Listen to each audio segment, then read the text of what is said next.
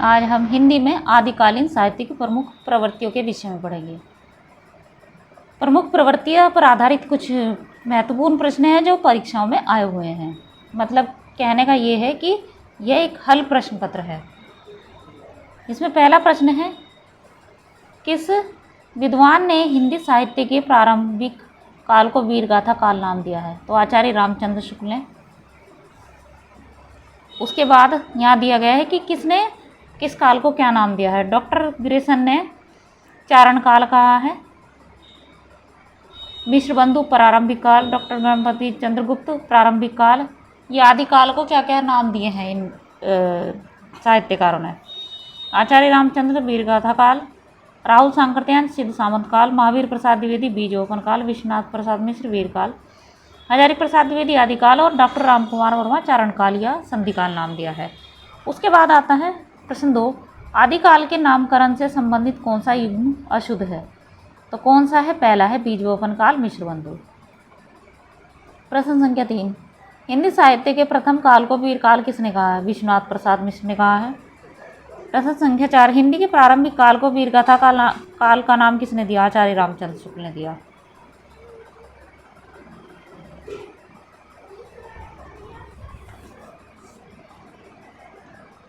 प्रश्न संख्या 5, आदिकाल को वीरगाथा काल किसने कहा? रामचंद्र शुक्ल।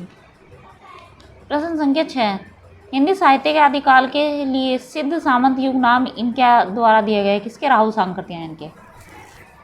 प्रश्न संख्या 7, आदिकाल को सिद्ध सामंत युग कहा है किसने? राहुल सांकृत्यायन ने।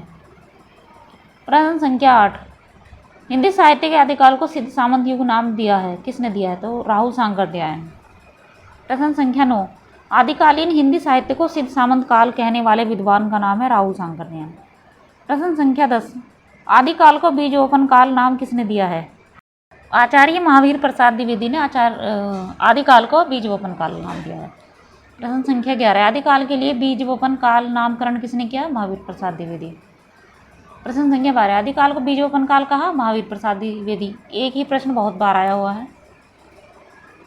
प्रश्न संख्या 13, आदिकाल का वीरकाल नामकरण किसने किया? विश्वनाथ प्रसाद मिश्र। हिंदी साहित्य के प्रथम काल को आदिकाल नाम किसने दिया है? हजारी प्रसाद द्विवेदी ने। प्रश्न संख्या 15, निम्नलिखित में कौन सा नाम आदिकाल का नहीं है? तो गद्यकाल नहीं है। प्रश्न संख्या 16, आदिकाल को प्रारंभिक काल नाम किसने दिया है? मिश्रबंधु। प्रश्न संख्या 17, आदिकाल को आधार काल किसने कहा है? डॉक्टर मोहन अवस्थी। प्रश्न संख्या 18, तो इधर इतिहासकार हैं और इनका इतिहासकार ने नामकरण जो किया है आदिकाल का, तो आचार्य रामचंद्र शुक्ल वीरगाथा काल, हजारी प्रसाद द्विवेदी आदिकाल, राहुल सांकृत्यायन सिद्ध सामंत काल, मिश्रबंधु प्रारंभिक काल। प्रश्न संख्या 19, इनमें से किस साहित्यिक इतिहासकार ने अपने इतिहास ग्रंथ में हिंदी के गद्य साहित्य को गद्य का आविर्भाव, गद्य का प्रवर्तन, गद्य का प्रसार और गद्य की वर्तमान गति नामक खंडों में विभक्त करके विवेचित किया है? तो रामचंद्र शुक्ल ने। इसके बाद है प्रश्न संख्या 20, रामचंद्र शुक्ल ने हिंदी साहित्य का आरंभ कब से माना है? संवत 1050 से। प्रश्न संख्या 21, डॉक्टर रामकुमार वर्मा ने हिंदी साहित्य का प्रारंभ कब से माना है? 693 ईस्वी से। प्रश्न संख्या 22, बौद्ध धर्म से जुड़े हुए साहित्य की भाषा है क्या है? पाली। प्रश्न संख्या 23, निम्नांकित में से अपभ्रंश प्रभावित हिंदी रचना कौन सी है? भरतेश्वरी बाहुबली रास है। प्रश्न संख्या 24, अपभ्रंश प्रभावित हिंदी रचना कौन सी है? भरतेश्वर बाहुबली रास। शालिभद्र सूरी की रचना का नाम क्या है? भरतेश्वर बाहुबली रास। पंच पांडव चरित रास के रचयिता कौन है? शालिभद्र सूरी। 11वीं शताब्दी में रचित लोक भाषा काव्य क्या है? ढोला मारू रा दुहा। अपभ्रंश शब्द का सबसे पहले उल्लेख किसने किया? पतंजलि। अवहट भाषा से तात्पर्य है ग्रामीण अपभ्रंश। अवहट में शिक्षा शब्द के लिए कौन सा रूप मिलता है? शिक्षा। राहुल सांकृत्यायन के अनुसार चर्या गीत और दोहा कोश की रचना करने वाले पहले बौद्ध सिद्ध हैं सरहप्पा। अधिकांश साहित्य इतिहासकारों के अनुसार हिंदी के प्रथम कवि हैं, कौन है? सरहपाद।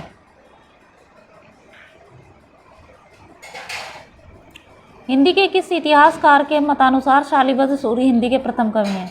डॉक्टर गणपति चंद्रगुप्त। सिद्धों का प्रथम कवि कौन है? सरहप्पा। सिद्धों में सबसे पुराने कौन थे? सरहप्पा। सरहपाद को हिंदी का प्रथम कवि माना है पंडित राहुल सांकृत्यायन। राहुल जी ने हिंदी भाषा का प्रथम कवि किसे स्वीकार किया है? सरहप्पा को। राहुल सांकृत्यायन ने हिंदी का पहला कवि किसे माना है? सरहप्पा। हिंदी का प्रथम कवि कौन है? सरहप्पा। स्वयंभू को हिंदी का प्रथम कवि माना है रामकुमार वर्मा ने। सहजयान के प्रवर्तक हैं सरहप्पा। आचार्य हजारी प्रसाद द्विवेदी ने अपभ्रंश को क्या कहा है? पुरानी हिंदी। प्राकृताभास हिंदी से आशय है अपभ्रंश। 10वीं से 14वीं शताब्दी के साहित्य को किस विद्वान ने आदिकाल के अंतर्गत रखा है? हजारी प्रसाद द्विवेदी। अपभ्रंश को पुरानी हिंदी सर्वप्रथम किसने कहा? चंद्रधर शर्मा गुलेरी। पुरानी हिंदी का नामकरण किसने किया? चंद्रधर शर्मा गुलेरी। पंडित चंद्रधर शर्मा गुलेरी ने किसको पुरानी हिंदी का प्रथम कवि स्वीकार किया है? राजा मुंज को। अपभ्रंश का वाल्मीकि किसे कहा जाता है? स्वयंभू को। निम्न में से किस कवि को अपभ्रंश का वाल्मीकि कहा जाता है? स्वयंभू। अपभ्रंश के प्रथम कवि कौन है? स्वयंभू। स्वयंभू की कृति का नाम क्या है? पौम चरियू। पौम चरियू किसकी रचना है? स्वयंभू की। इनमें से किस ग्रंथ में लिखा है कि अग्नि परीक्षा के बाद सीता जैन धर्म में दीक्षित हो जाती है? तो पौम चरियू में लिखा है। इनमें से कौन सा ग्रंथ लौकिक चरित काव्य माना जाता है? भविष्यत कहा। अपभ्रंश का भूभूति किसे माना जाता है? पुष्पदंत को। निम्नलिखित में से कौन सी रचना पुष्पदंत की नहीं है? पौम चरियू नहीं है। कौन सी रचना स्वयंभू की नहीं है? महापुराण। महापुराण के रचनाकार कौन है? पुष्यदंत। खड़ी बोली में सबसे पहले काव्य सर्जन करने वाली कवि कौन है? अमीर खुसरो। खड़ी बोली हिंदी में सर्वप्रथम रचना करने वाले कवि का नाम क्या है? अमीर खुसरो है। मुखरी लिखने का सर्वप्रथम प्रयास किस कवि ने किया? अमीर खुसरो। अमीर खुसरो की पहेलियों तथा मुखरियों का क्या उद्देश्य है? मनोरंजन के माध्यम से लोक व्यवहार की शिक्षा। आदिकाल में पहेलियों एवं मुखरियों की रचना करने वाले कवि कौन है? अमीर खुसरो। निम्न में से कौन शिलांकित कृति है? राउल वेल।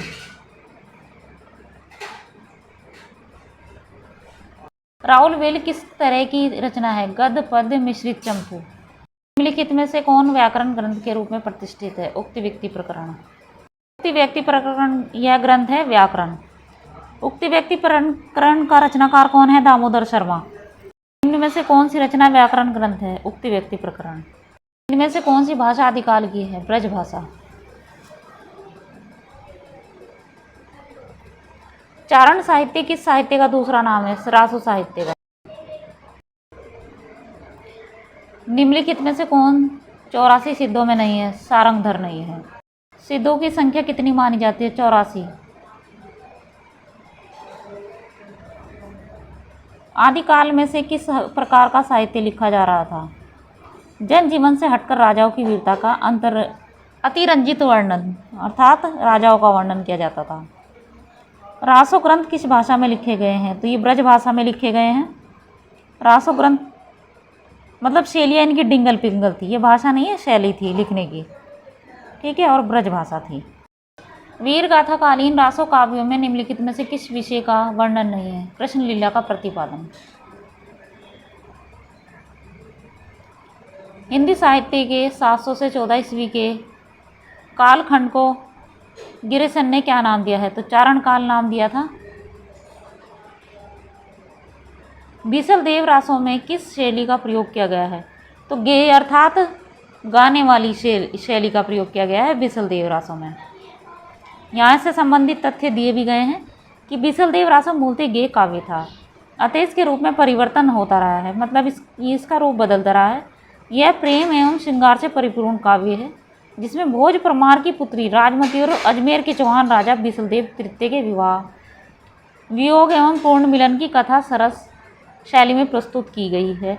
इस ग्रंथ की रचना नरपति नारायण ने 11 से 55 ईस्वी में की थी। तो इसी से संबंधित ये कुछ महत्वपूर्ण तथ्य हैं।